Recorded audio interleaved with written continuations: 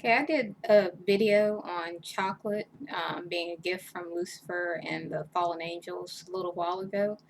And this video is to kind of add on to that because while I gave the history of chocolate and how it was used in devil worship rituals and how the devil worshippers um, said that they received the information on how to cultivate chocolate from the gods who were Lucifer and his fallen angels. I talked about that in the last video, and this video is just to bring it back down to earth so that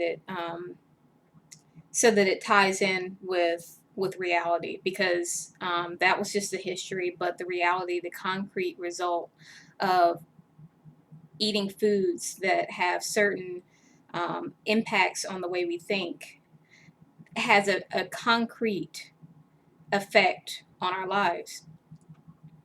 If you eat junk food all the time, for instance, you're going to be depressed. There's a movie, a documentary, Super Size Me, where the guy started to feel depressed and had certain, actual psychological changes because of eating fast food all the time. Um, People have nightmares from eating junk food all the time or eating, foods that have heavy, greasy foods. So there's an actual effect. It may be subtle, it may be more drastic from eating foods that are harmful to us.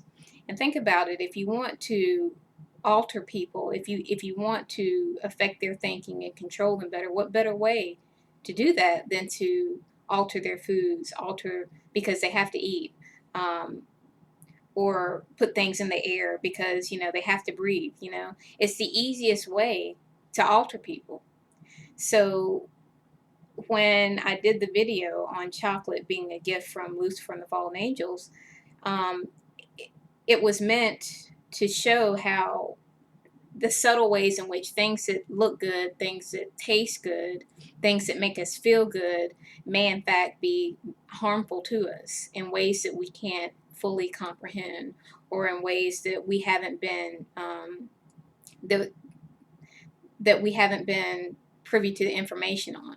So it's just important to really take into account how we feel after eating certain foods and realize that if we're eating the wrong kinds of foods and we get used to eating the wrong kinds of foods, then we're not going to know how we would operate if we weren't eating those foods. In other words, we might be operating at a lower level. Like we might be like, for instance, if I eat a bag of potato chips, I will feel tired. I will feel depressed.